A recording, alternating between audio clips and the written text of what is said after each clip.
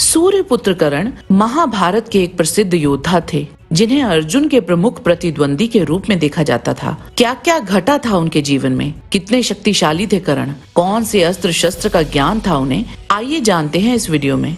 हमने उनके जीवन से जुड़े हर एक पहलू पर रोशनी डालने का प्रयत्न किया है, इसीलिए सब कुछ संक्षिप्त में ही बताएंगे। सर्वप्रथम जानते हैं कर्ण का जन्म कैसे हुआ था। कुंती भोज के दरबार में कुंती द्वारा दिखाए गए आतिथ्य से प्रसन्न होकर ऋषि दुर्वासा ने वरदान के रूप में एक मंत्र दिया था, जिसका उपयोग कर वह किसी भी देव का आह्वान करके उनसे पुत्र प्राप्ति कर सकती थी। जब कुंती 12 से 13 वर्ष की ही थी तो उत्सुकतावश महर्षि दुर्वासा के दिए हुए मंत्र का उपयोग कर सूर्य देव का आह्वान कर दिया था। तो सूर्य देव वहाँ प्रकट हो गए। बहुत सी याचनाएं करने के उपरांत भी सूर्य देव वहाँ से जाने को तैयार न थे। तब कोई अन्य रास्ता ना देख कुंती ने उनसे अपने होने वाले पुत्र की रक्षा का वचन मांगा था, क्योंकि कुंती जानती थी कि वह अपने पुत्र को अपने पास नहीं रख पाएंगी। तब कुंती ने सूर्यदेव से मांगा कि यदि आपसे मुझे पुत्र प्राप्त हो तो वह महाबाहु, महाबली तथा कुंडल और कवच से विभूषित शूरवीर हो। सूर्यदेव ने कहा कि उनका पुत्र अमृतमय कुंडल और कवच के साथ जन्म लेगा। माता अदिति ने मुझे जो कुंडल दिए हैं उन्हें मैं तुम्हारे इस पुत्र को दे दूंगा।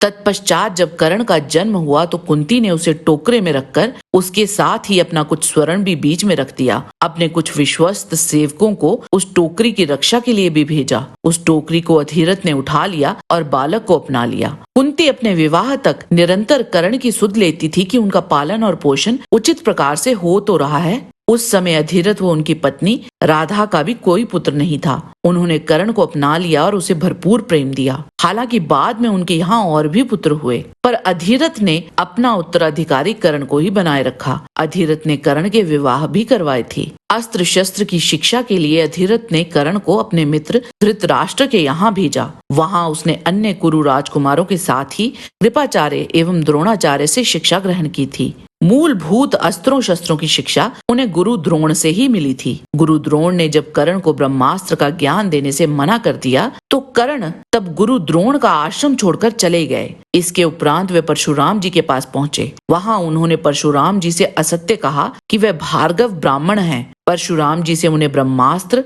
भार्गवास्त्र आदि शक्तिशाली अस्त्र प्राप्त हुए थे। परशुराम जी से ही उन्हें विजय धनुष प्राप्त हुआ था। जब परशुराम जी को कर्ण का सत्य ज्ञात हुआ तब उन्होंने कर्ण को श्राप भी दिया था कि वह उनके द्वारा दी गई अस्त्र शिक्षा को भूल जाएंगे। कर्ण बाद में जब परशुराम जी द्वारा दिए गए धनुष के साथ अभ्यास कर रहे थे तो उनके हाथों एक ब्राह्मण की होम गाय के बछड़े का वध हो गया था। ब्राह्मण ने उन्हें श्राप दिया था कि उनकी मृत्यु के समय वे असहाय हो जाएंगे। उस समय तक कर्ण ने आग्नेयास्त्र, वरुणास्त्र, वायव्यास्त्र, पर्जन्यास्त्र आदि जैसे और भी अस्त्र प्राप्त कर लिए थे। उनके पास नागास्त्र भी था। कर्ण जब महेंद्र पर्वतमाला में गए थे तब वहाँ यक्षों, राक्षसों, गंधर्वों और कई देवों से भी मिले थे, जिनसे उन्होंने उनके अस्त्र प्राप्त किए थे। कर्ण के जीवन का सबसे महत्वपूर्ण मोड़ रंगभूमि में आया था। हालांकि रंगभूमि की घटना से पहले ही कर्ण और दुर्योधन की आश्रम के दिनों से ही मित्रता थी।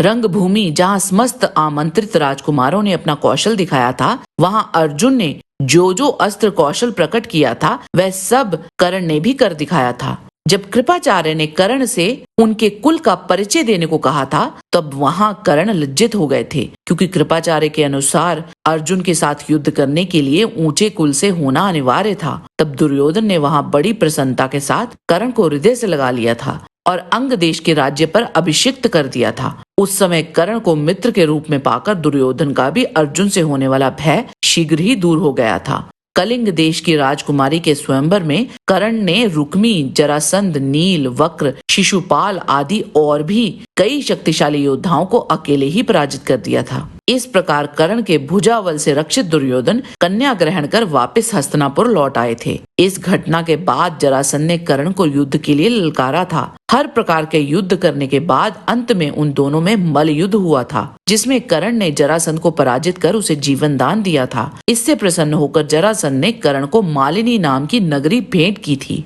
द्रौपदी स्वयंवर में वह भी अर्जुन की ही तरह विशाल धनुष उठाने में सफल रहे थे, परंतु उस प्रतियोगिता में वे सफल नहीं रहे थे। घोष यात्रा में उन्होंने अपने साधारण बाणों से हजारों गंधर्वों को मार गिराया था, परंतु बहुत अधिक संख्या में गंधर्वों ने उन्हें घेर लिया तो उन्हें पीछे हटना पड़ गया था, जिस कारण गंधर्वों ने दुर्योधन को बंदी बना लिया था। महाभारत के कई अनुवादित संस्करणों के अनुसार उन्होंने दिग्विजय के दौरान 20 से अधिक राज्यों पर विजय प्राप्त की थी, जिससे दुर्योधन को युद्ध के लिए एक विशाल सेना एकत्रित करने में सहायता मिली थी। कर्ण ये जानते हुए भी कि कवच कुंडल अपने शरीर से उतार कर उनकी मृत्यु भी हो सकती है, फिर भी ब्राह्मण वेश में आए हुए देवराज इंद्र को उन्होंने कवच और कुंडल दान दे दिए थे। और ये भी सत्य है कि उन कवच कुंडल के बदले में उन्होंने इंद्र से वासवी शक्ति भी मांगी थी। विराट युद्ध में सभी कुरु योद्धाओं की तरह ही कर्ण भी अर्जुन से पराजित हुए थे। कुरुक्षेत्र युद्ध से पूर्व जब श्री कृष्ण कर्ण से मिलने आए थे और उन्होंने कर्ण को उनका रहस्य बताया था, तब कर्ण श्री कृष्ण से बोले थे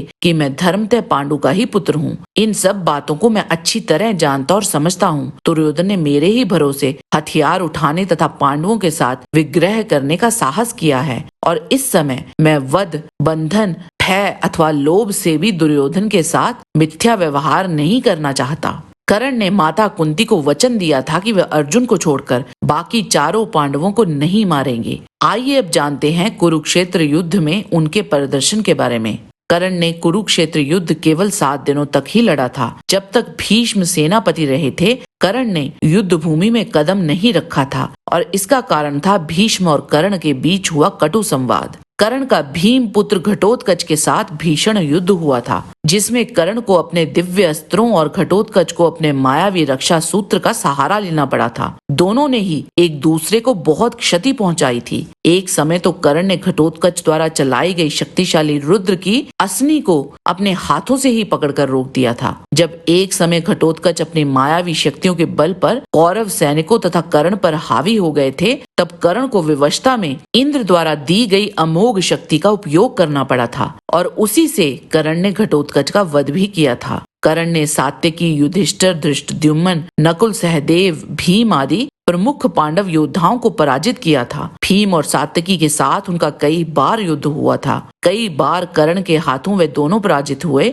और कितने ही युद्धों में सात्यकी और भीम ने कर्ण को पराजित किया था। कर्ण और भीम दोनों ने ही एक दूसरे को जीवन दान दिया था। महाभारत के कई अनुवादित संस्करणों के अनुसार एक वही योद्धा थे जो भीम को युद्ध भूमि पर खींचने में सफल हुए थे। हालांकि बोरी क्रिटिकल एडिशन में मात्र इतना ही कहा गया है कि कर्ण ने भीम के कंधे के ऊपर अपना धनुष रखकर उसे बुरा भला कहा था। कुरुक्षेत्र युद्ध में अर्जुन और अभिमन्यु को छोड़कर कर्ण ने लगभग सभी मुख्य पांडव योद्धाओं को पराजित किया था। कर्ण द्वारा चलाए गए भार्गव अस्त्र को कोई भी काट नहीं पाया था, जिसके कारण पांडव सेना को बहुत क्षति उठानी पड़ी थी। कर्ण युद्ध के 17वें दिन तो एक अजय योद्धा की तरह लड़े थे। उस दिन केवल एक बार भीम ने उन्हें पराजित किया था। भीम को भी कर्ण के हाथों पराजय मिली थी। अर्जुन कर्ण अंतिम युद्ध इन दोनों में हुआ सबसे लंबा और प्रलयंकारी युद्ध था। कर्ण ने अपने जीवन का सबसे श्रेष्ठ युद्ध यही लड़ा था और अपने साहस और वीरता का परिचय दिया था। साधारण बाणों से शुरू हुआ इनका युद्ध दैवीय अस्त्रों तक पहुंच गया था। अर्जुन के प्रक्षेपास्त्रों का उत्तर कर्ण ने अपने अस्त्रों से दिया था।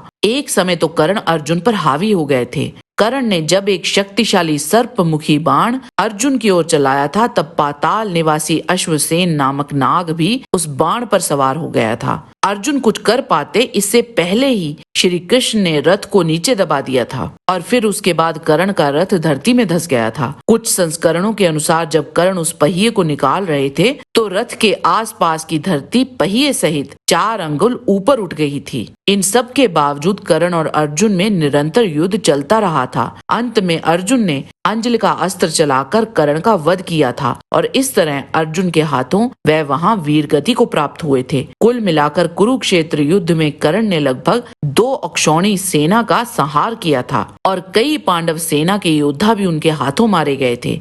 सूर्य पुत्र कर्ण निश्चित ही द्वापर युग के शीर्ष योद्धाओं में से एक थे। आज के वीडियो में बस इतना ही। आशा करते हैं कि आपको आज का वीडियो पसंद आया होगा। इसे लाइक अवश्य करें। जाने से पहले चैनल को सब्सक्राइब करेंगे तो हमें बहुत खुशी होगी। कृपया हमारे दूसरे चैनल सुनो कथा को सब्सक्राइब करें, जिसमें हम हमारे धर्म ग्रंथों से ली गई कथाएं डालते हैं। लिंक आपको डिस्क्रिप्शन बॉक्स में मिल जाएगा। किसी भी प्रकार की त्रुटि के लिए आप सबसे क्षमा चाहते हुए आपसे निवेदन है कि प्रेम पूर्वक परमपिता परमात्मा को मन में धारण करें और बोलें वैदिक सनातन धर्म की जय।